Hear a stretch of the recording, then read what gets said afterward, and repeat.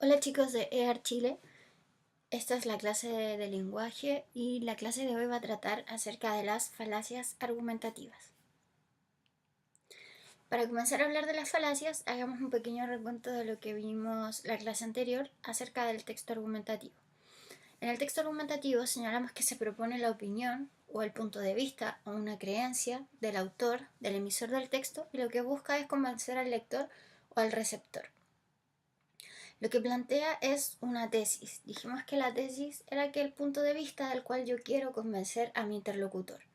Para poder convencer de mi punto de vista al interlocutor, necesito utilizar argumentos. Y la clase pasada vimos varios tipos de argumentos que nos podían servir para poder convencer a nuestro interlocutor. Hablamos además de argumentos que tenían asidero en el aspecto lógico-racional y aquellos que tenían su sustento, su fundamento en la parte emotiva y afectiva del interlocutor. Decíamos que todo texto argumentativo, al igual que cualquier texto, siempre se va a componer de una introducción, de un desarrollo y de una conclusión. Característica importante del texto argumentativo es que tiene que tener un tema que sea polémico, un tema que suscite más de un punto de vista, porque si ambos interlocutores estamos de acuerdo con el tema que se está tratando, entonces no necesitamos argumentar para convencer al interlocutor, sino más bien podemos opinar, podemos nutrir nuestros puntos de vista porque pensamos lo mismo. Sin embargo, para que exista argumentación, para que exista la necesidad de argumentación, tiene que existir necesariamente un tema polémico. ¿Qué son las falacias? Las falacias vienen del latín falax más axis, que significa engañoso. Por lo tanto, las falacias van a ser argumentos, pero son argumentos que tienen defectos, porque inducen al error del interlocutor. Sin embargo, el problema de las falacias es que tienen un alto poder disuasivo y también un alto poder persuasivo. Tenemos un ejemplo de falacia. Los extraterrestres existen porque nadie ha probado lo contrario. Claramente esto no sirve como un argumento lógico, racional. Sin embargo, como decíamos, es altamente persuasivo. Y cuando hablamos de que son persuasivos y disuasivos, es porque son argumentos que van hacia nuestras emociones. Y efectivamente, nadie ha comprobado que los extraterrestres existen o no existen, o si lo han comprobado no lo sabemos, pero de todas formas, la forma en que está planteado el tema induce a creer en cierto aspecto en que lo que se está diciendo es cierto. No porque el contenido sea cierto, sino por la forma en la que se expone, en la que se expresa, nos da esa sensación. ¿Cómo podemos identificar las falacias? Para identificar las falacias podemos realizar las siguientes preguntas al momento de evaluar un argumento. Es decir, estamos conversando con alguien, estamos dialogando, estamos escuchando un discurso, estamos frente a una situación polémica y ante esta situación polémica sabemos que nos están entregando argumentos y analizamos cada argumento. ¿Se entregan razones que apoyen la tesis o la idea? Por ejemplo, en el caso anterior, cuando nos decía que nadie ha probado que los extraterrestres existen o no existen, no son necesariamente razones que apoyen la tesis o que apoyen la idea de que los extraterrestres existen. Que nadie haya probado que no existen hasta el momento no es una razón suficiente como para considerarla un argumento. Otra pregunta.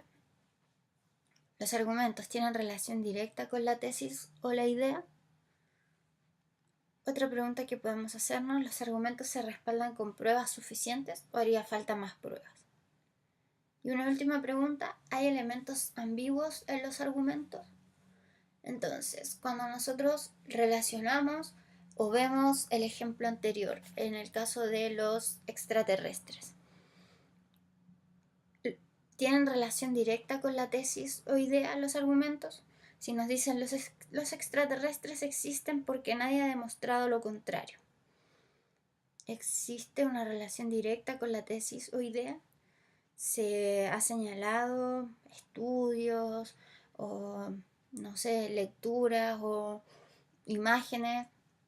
En absoluto, simplemente es un argumento bastante fácil de dar. Nadie ha probado lo contrario. Los argumentos se respaldan con pruebas suficientes o haría falta más pruebas. Claramente, en el caso de la falacia anterior, necesitamos más pruebas, necesitamos más argumentos que nos ayuden a comprender si efectivamente estas criaturas existen.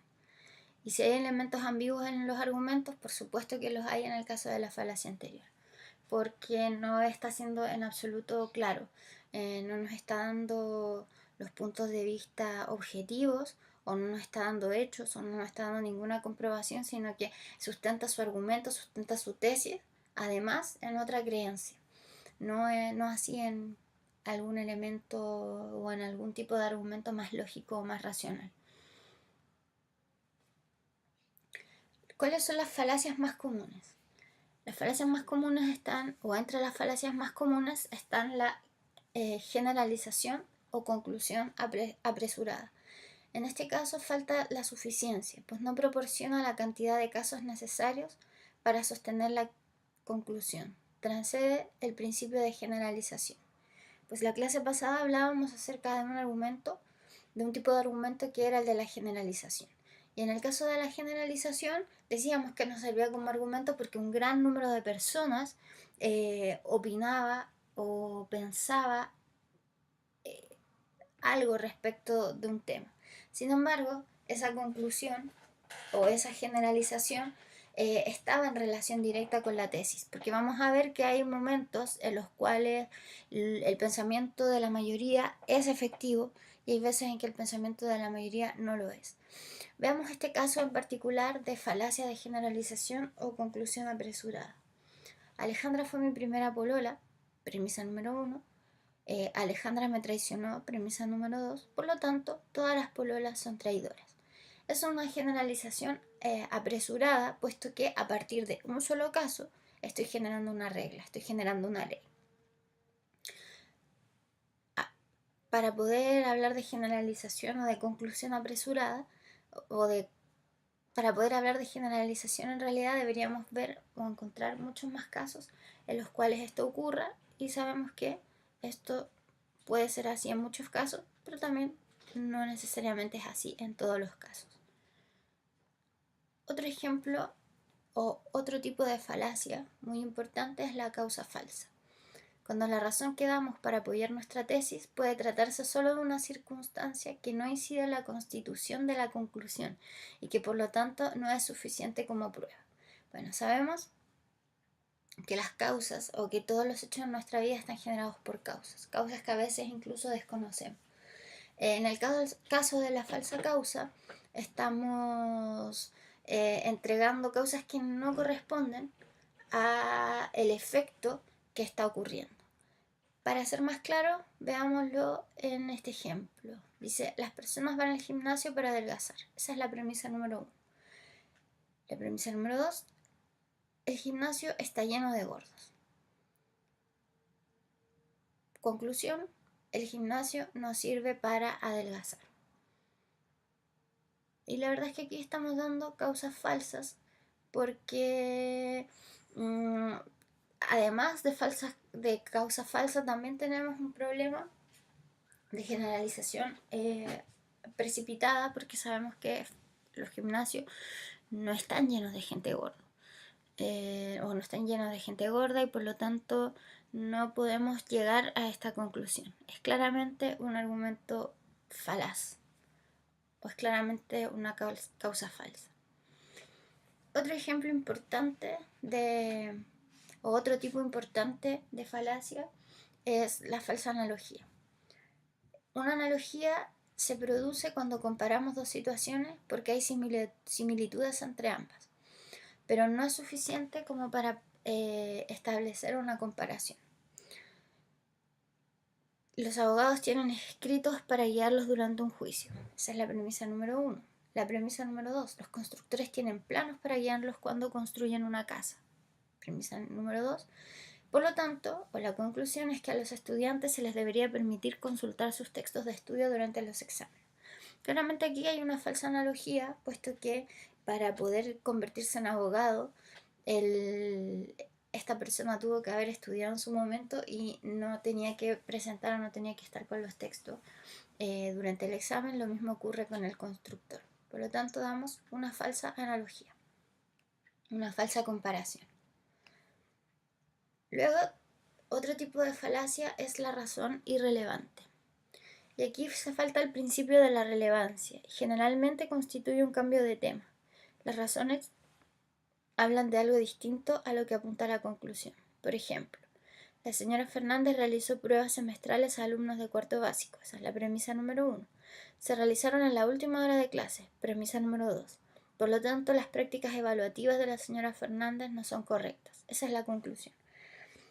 Tal vez, la razón es irrelevante, puesto que el que se realizaran los exámenes a la última hora puede haber sido un elemento que no benefició a los niños. Sin embargo, no sabemos qué pasó antes con la señora Fernández. Probablemente utilizó toda la mañana para repasarles la materia o los ayudó a que estuvieran tranquilos y para que luego terminaran la prueba y pudieran irse a sus casas a descansar.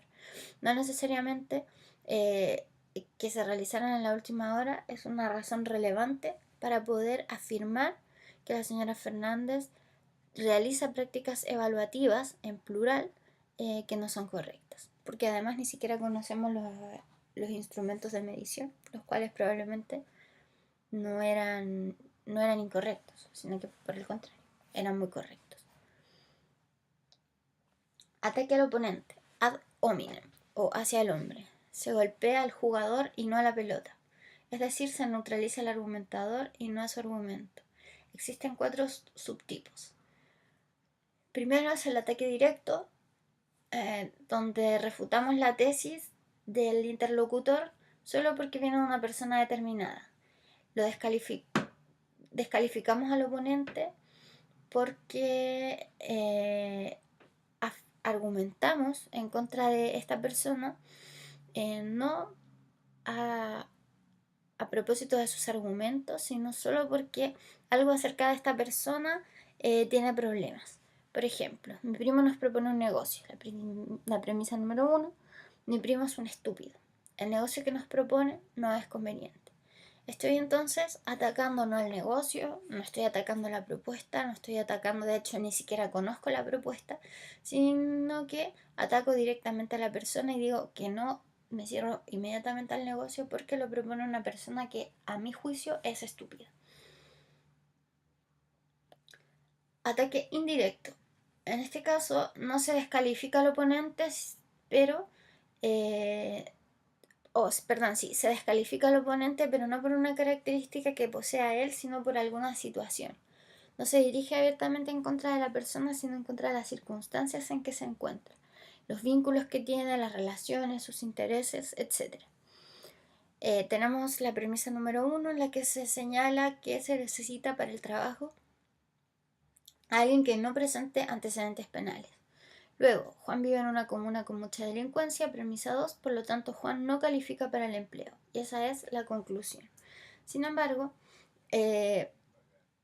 estamos atacando indirectamente a Juan porque él no tiene antecedentes penales. Solamente vive en una comuna donde existe mucha delincuencia y por lo tanto se atribuye que Juan es un delincuente por vivir en esa comuna.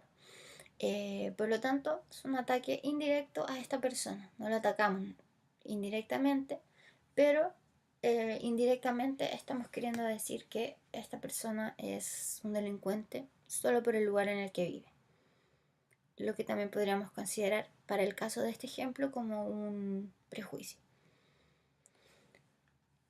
Ataque por hipocresía. Se descalifica al oponente por tener alguna conducta inconsecuente con lo que defiende. Por ejemplo, según María, la mejor alimentación es la vegetariana. Esa es la premisa número 1. La premisa número 2, María es carnívora. Por lo tanto, sus opiniones sobre alimentación no son correctas. Y esto es súper importante porque el hecho de que una persona sea carnívora no quita que la mejor alimentación sea la vegetariana. Es decir, yo puedo tener una opinión y puedo actuar de manera distinta. Que eso me traiga problemas después en mi propia vida, en mi propio bienestar, es un problema de cada persona. Pero yo puedo tener ciertas opiniones, saber qué es lo mejor y aún así hacer lo incorrecto. Como cuando las personas fuman y dicen yo sé que fumar está mal. ¿Ya? El hecho de que alguien realice una acción no elimina que sus argumentos o que su argumentación sí pueda ser válida. Aunque, claro, de acuerdo con esta falacia, tenemos que recordar siempre que lo personal es político y que de repente es mejor ser consecuente entre las cosas que hablamos y las cosas que hacemos. El cuarto tipo de falacia acerca del ataque hacia el hombre es la de envenenar el pozo. Acá descalificamos al argumentador acusándolo de tener razones personales que son mezquinas para sostener una tesis que es falsa, de tal forma que su defensa se vuelve imposible. Se envenena la confianza que podría inspirar el argumentador, pretende negar que esté calificado para dar una opinión. Es lo mismo que envenenar un pozo. Nadie tomaría agua de un pozo envenenado, por lo tanto nadie le cree a una persona en cuyos argumentos o las razones que motivan sus argumentos son razones egoístas. Premisa número 1, el senador sostiene que la violación debe ser castigada con la pena máxima. Esa es la premisa número 1. La premisa número 2, una pariente del senador fue violada, por lo tanto al senador lo motiva la venganza, no la justicia. Y como el senador lo motiva esta mezquina razón personal, entonces invalidamos sus opiniones. Esto ocurre también en otros planos. Por ejemplo, en el plano político, si yo digo, no, esa persona es de derecha, por lo tanto no la escucho, no escucho sus razones, no escucho sus argumentos, porque al solo decir que es de derecha estoy envenenando el pozo, estoy envenenando a esa persona y a nadie confía en las cosas que esa persona tenga para decir. Es un ejemplo, claro. Se puede aplicar también al lado contrario. Si digo, no, es que esta persona es comunista, entonces no la escucho porque todas las razones que tenga que decir vienen a partir de sus ideologías políticas y no tienen sentido sus argumentos. Cuando, nuevamente, los argumentos de una persona o los argumentos de una parte no tienen relación con las acciones o con las creencias que tenga una persona. Quiero decir que siempre es importante escuchar los argumentos, sopesarlos bajo las preguntas que planteamos en un principio, y si ese argumento es válido para la tesis que se está proponiendo, entonces de todas formas debemos prestarle atención y debemos ser capaces de escuchar distintos puntos de vista. No asumirlos, no creerlos, no entenderlos, pero por último sí de ser capaces de escuchar los puntos de vista de otras personas. Otro tipo de falacia importante es la de apelar a la popularidad, la que se denomina ad populum. Acá validamos un punto de vista a partir del apoyo masivo que éste pueda tener. Nuevamente es como parecido a lo que hablábamos acerca de la generalización o lo que decíamos sobre la generalización. Por ejemplo, Indiana Jones acaba de ser estrenada. Indiana Jones es una película. Hubo enormes filas en los cines para ver Indiana Jones. Por lo tanto, Indiana Jones es una gran película. Esto no necesariamente es así, ¿cierto? Sabemos que por mucho que a un gran grupo pueda gustarle una película o lo que sea, no necesariamente tiene que ser buena porque le gusta masivamente a las personas. También podemos apelar a una élite. Es otro tipo de falacia. Aquí se valida un punto de vista porque una minoría selecta lo apoya. La vida actual hace necesario tener un auto. Premisa 1. El auto Mercedes-Benz lo usan solo los millonarios. Premisa 2. Por lo tanto, el auto Mercedes-Benz debe ser muy bueno. Entonces, se validan los argumentos a partir de lo que utiliza la élite o a partir de lo que a la élite le parece que es lo correcto, cuando no necesariamente va a ser así, o quizás hay autos que son menos costosos y que tal vez son tan buenos como esta marca de autos. En el punto número 5 tenemos que es la falacia de apelar a la misericordia. En reemplazo de razones que apoyan la tesis, se apela a la bondad de las personas. Premisa número 1, se me ha informado que me despedirán de la empresa. Premisa número 2, tengo mujer e hijos que alimentar, por lo tanto usted no puede despedirme. No estoy diciendo que hago un buen trabajo, no estoy diciendo que llevo años de servicio, que estoy muy capacitado para el empleo que realizo, sino que estoy apelando a la bondad y a la misericordia del interlocutor. Apelar al temor. Esta vez, en vez de utilizar razones, me valgo de amenazas. Amenazas que pueden ser directas o amenazas que pueden ser muy sutiles para que la persona acepte la tesis. Premisa número 1, una buena secretaria acepta las invitaciones de su jefe. Premisa número 2, la mala secretaria puede ser despedida. Por lo tanto, tú debes aceptar la invitación de tu jefe. Y ahí claramente tenemos estamos apelando al temor de la persona a ser despedida. Séptimo tipo de falacia, falsa apelación a la autoridad. Cuando se cita como razón lo que ha dicho alguien que no es autoridad o que no lo es en materia de la tesis. Chile jugó un partido de fútbol internacional. Premisa 2. El ministro de Salud opinó que Chile no jugó bien. Por lo tanto, Chile jugó mal. No necesariamente tiene que ser así, ¿cierto?